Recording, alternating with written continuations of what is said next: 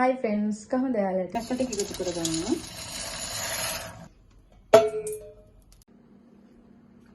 දැන් මම කණ්ඩායම් යන්නේ. Hi friends, කොහොමද ඔයාලට? ඔන්න ඔයාලා දැවිලා තියෙන්නේ මගේ කිචන් එකට. මම අද ඔයාලට අරගෙන එන්නේ රසවත් පැස්ටා වීඩියෝ එකක්. මේක ඔයාලට ගෙදරදී හදාගන්න පුළුවන්. පහසු ක්‍රමයකට ගෙදරින් හදාගන්න පුළුවන්. ඉතින් මම අද මේ වීඩියෝ එක ඔයාලට අරගෙන එන්නේ ඔයාලත් මේක try කරලා බලන්න. ඇත්තටම මම හිතනවා ඔයාලා මේ වීඩියෝ එකට ගොඩක් ආස වෙයි කියලා. ඒ නිසා ඔයාලා try කරලා බලන්න. ඉතින් අපි වැඩි කතා බහ නැතුව ඉක්මනට අපේ වීඩියෝ එකට යමු. ඔයාලා අමතක කරන්න එපා අපේ live with කුමා YouTube channel එක අනිවාර්යෙන් subscribe කරලා තියාගන්න. ඒ වගේම bell icon එකත් click කරන්න. ඔයාලට මම හදන රසවත් videos, camera videos බලා ගන්න පුළුවන්. ඉතින් අපි ඉක්මනට අපේ වීඩියෝ එකට යමු.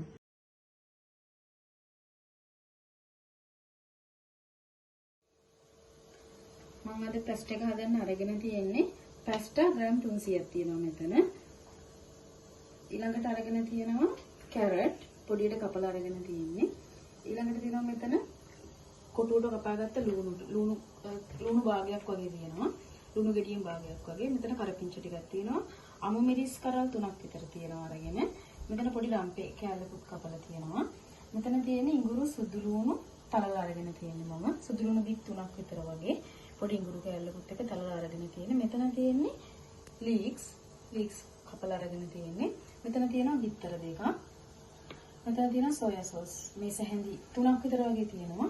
මෙතන තියෙනවා තක්කලි සෝස්. මේ සැහැඳි 3ක් විතර වගේ. මෙතන තියෙනවා බටර්. මෙතන මම තව අරගෙන තියෙනවා චීස් පෙති දෙකක්. ඒ වගේම ලුණු තේ හැඳි එකමාරක් විතර තියෙනවා. ගම්මිරිස් කුඩු තේ හැඳි දෙකක් විතර තියෙනවා. කෑලි මිරිස් තේ හැඳි 3ක් විතර වගේ අරගෙන. දැන් අපේ වතුරේ කුණු වෙනවා. මේක නටාගෙන යනකොට මම මේකට ලුණු තේ හැඳක් එකතු කරනවා. ඊට පස්සේ තෙලුත්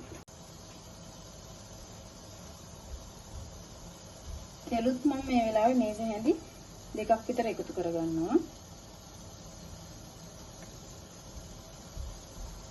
හරි. දැන් වතුර ටික නටනවා. මම මේකට පැස්ටා ටික එකතු කරගන්නවා.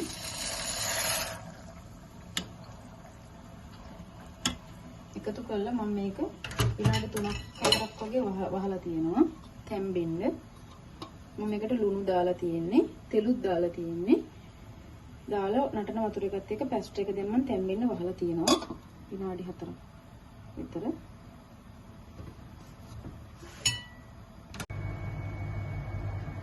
හරි දැන් මම විනාඩි 4කට විතර පස්සේ මේක ඇරලා බලනවා. ඇරලා තාම තැම්බිලා නැහැ. මම මේ වෙලාවේ මේකට කහ තේ හැඳි කාලක් විතර වගේ එකතු කරගන්නවා. ඔයාලා කැමති නම් කහ එකතු කරගන්න. ඔය ගොඩක් අය මේ කහ මේකට දාන්නේ නැහැ පැස්ටා හදද්දී. ඒත් මම කහ දානවා. මොකද මට පැස්ටා එක හදන වෙලාවේදී ඒක කහ පාටට තියෙන්නේ. ඒ නිසා මම මේකට කහ ටික එකතු කරගන්නවා. නැත්නම් අර සුදු පාටට වගේ තියෙනවනේ අන්තිමට හැදුවම. ඒ නිසා මම මේකට කහ ටික එකතු කරගත්තේ. හරි. දැන් මේ කලවම් කළා මම ආපහු වහලා තියෙනවා. විනාඩි 10කට පස්සේ මම මේක අරලා බලනවා තැම්බිලාද කියලා. ඔයාලට පුළුවන් මේකෙන් පොඩ්ඩක් අරගෙන ගිල්ලෙන් පොඩ්ඩක් පොඩි කරලා බලන්න තැම්බිලාද කියලා. තැම්බිලා තියෙන්නේ මේක. කැල්ල කඩන්න පුළුවන් ප්‍රමාණයට තඹ ගන්න. ගොඩක් බෙරි වෙන්න තඹ ගන්න එපා. මම ලිපදෙන් ඔෆ් කර ගන්නවා.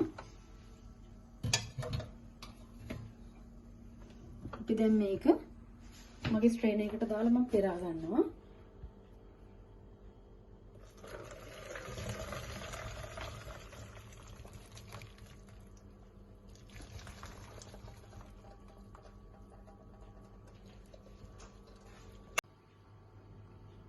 මම මේකට ඇල් වතුර පොඩ්ඩකුත් එකතු කරනවා. එතකොට තමයි මේකේ තියෙන අර ඇලෙන ගතිය, සෙවල ගතිය වගේ යන්නේ. ඇල් වතුරෙන් පොඩ්ඩක් මේක හොද ගන්න.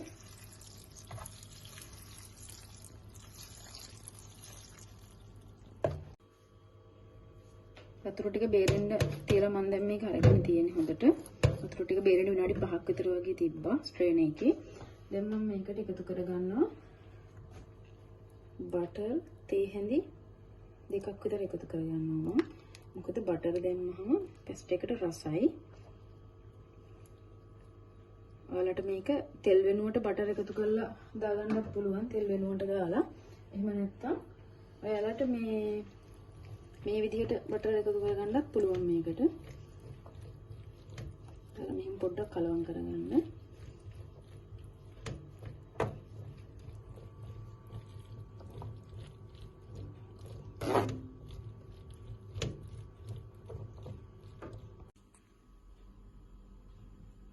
හරි මම දැන් පෑන් එක ලිපින් තියලා තියෙන්නේ. පෙස්ට් එක හදන්න ඕන. මම පෙස්ට් එක තම්බල මුලින්ම මේ ටික කරගෙන ඉවරයි. පෙස්ට් එක තම්බල තියෙන්නේ. දැන් මම පෙස්ට් එක හදන්න යන්නේ. මම මේකට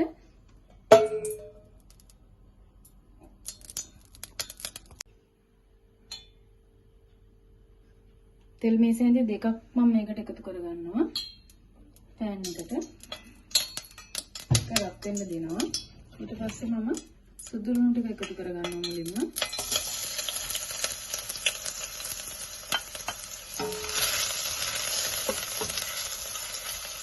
සුදු ලුණු ටික එකතු කරගන්නවා. ඒක පොඩ්ඩක් බෙදෙන්න දීලා ඊට පස්සේ රම්පෙ ටිකක් දාගන්නවා.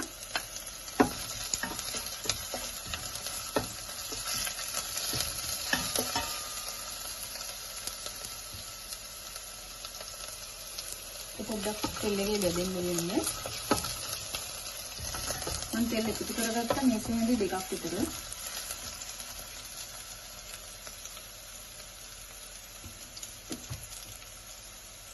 ඊළඟට මම මේකට අමු මිරිස් කපාගත්ත අමු මිරිස් ටිකක් එකතු කරගන්නවා.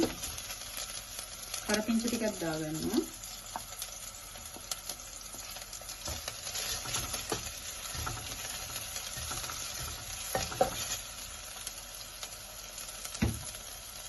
ලුණු ටික දැන් දාලා මම මේක කලවම් කරගන්නවා.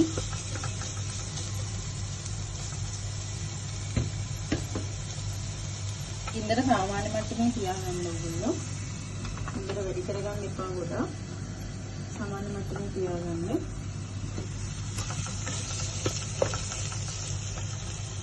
ඊළඟට මම මේකට බිත්තර දෙක එකතු කරගන්නවා.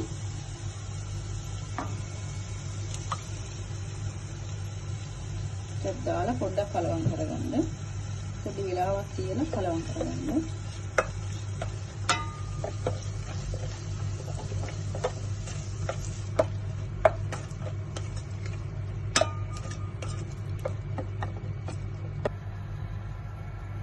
මම මේකට ලුණු ටික එකතු කරගන්නවා. මම කලින් කිව්ව ප්‍රමාණ වලින් ගත්ත ලුණු ටික.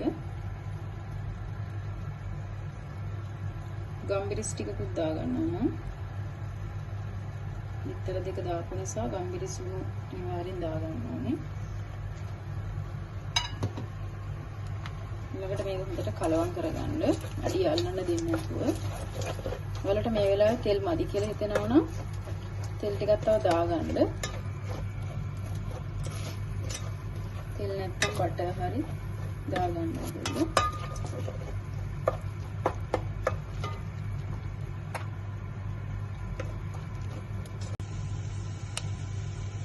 දාපු බිත්තර ටික දැන් මම හොඳට කලවම් කරගත්තා.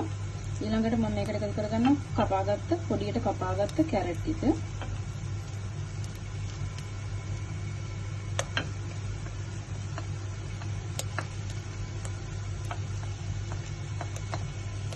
ඒකලා ඒකත් හොඳට කලවම් කරගන්න.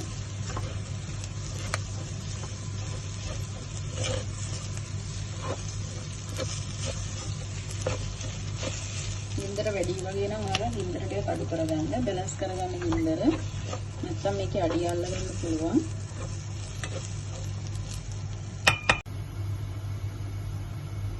කැරට් ටිකක් දාලා ඔක්කොම ටෙම්පරාදු වෙනකොට මම මේකට කෑලි මිරිස් වලින් මේකෙන්දී දෙකක් විතර දාගන්නවා.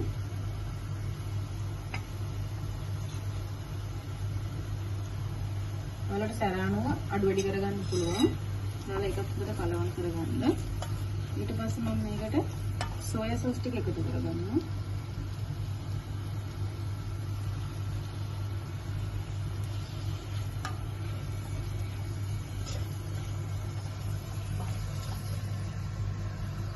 අන්තිමට මම මේකට ලීක්ස් ටිකක් එකතු කරගන්නවා.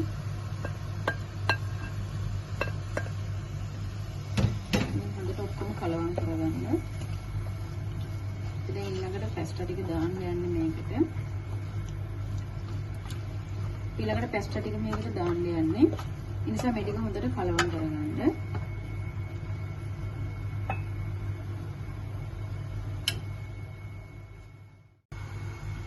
හරි මේ තියෙන දැන් මම ඔයාලට කලින් කිව්වා වගේ තම්බගෙන තම්බල ඉවරලා හොඳට වතුර බේරලා බටර් දාලා හොඳට කලවම් කරලා හදාගත්ත පැස්ටා එක. දැන් මම මේක මගේ තෙම්පරාදුවට දාගන්නවා.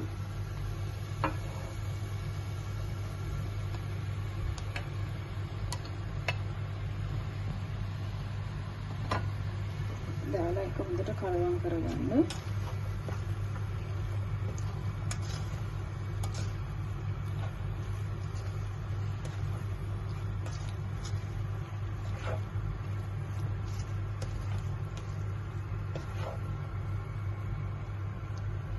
ඔයාලට කලින් කිව්වනේ මම අද මේකට චීස් උත් එකතු කරගන්නවා කියලා.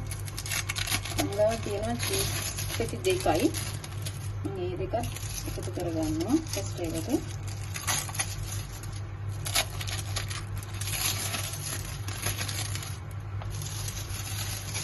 යටින් ඉන්න ගින්දර වල රසයෙන් මේක මේ චීස් එක හොඳට මේක් කරනවා.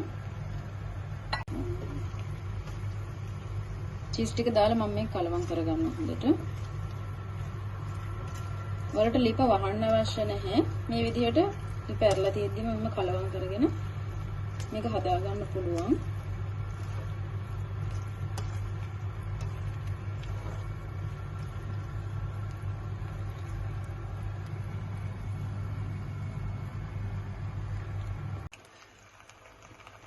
හරි දැන් මම මේකේ රස බැලුවා. තුනුත් ගානට තියෙනවා. දැන් අන්තිමට මම මේකට මගේ තක්කාලි සෝස් ටික එකතු කරගන්නවා. මේක අන්තිමට තමයි දාගන්නේ. දාලා ඔයගොල්ලෝ ලිප් ඕෆ් කරගන්න. ඒක කලවම් කරගන්න. ඇත්තටම මම මේක ගොඩක් සැරයි. ලුණු ඔක්කොම ගානට තියෙනවා. මොකද මම කෑලි මිරිසුත් දාලා ගම් මිරිසුත් දාලා තියෙන නිසා මේක ටිකක් සැරට තමයි හැදුවේ. අපි දෙන්න සැරට ගන්න කැමති නිසා. දැන් හරි මම හදලා ඉවරයි මගේ පැස්ටා එක. දැන් මම පැස්ටා එක හදලා ඉවරයි. මේ තියෙන අද මම හදාගත්ත රසවත් පැස්ටා එක. චීස් දාලා, බිත්තර දාලා. ඔයාලට මේකට තව මොනවා හරි අවශ්‍ය නම් එකතු කරගන්න පුළුවන්. තියෙන මම හදාගත්ත රසවත් පැස්ටා එක. දැන් ඉතින් අපිට පුළුවන් මේකේ රස බලන්න.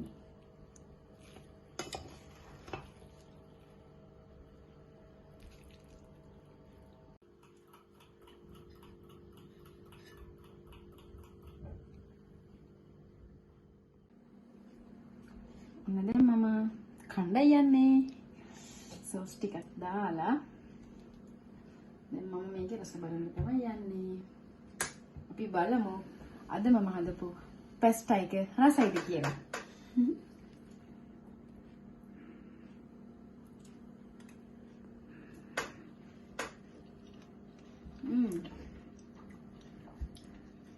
සෝස් එක කනකොට මාළු රසයි. අස්තම මම වලට කලින් කොහොනේ සැරයි කියලා. අතන මේ සැර ගොඩක් දැනෙන්නේ නැහැ. මොකද මේ සෝස් එකත් එක්ක කනකොට සැර ගොඩක් දැනෙන්නේ නැහැ. ඒ නිසා ඒක ගාණක් නැහැ. ඒ නිසා ඔයාලා හදලා බලන්න.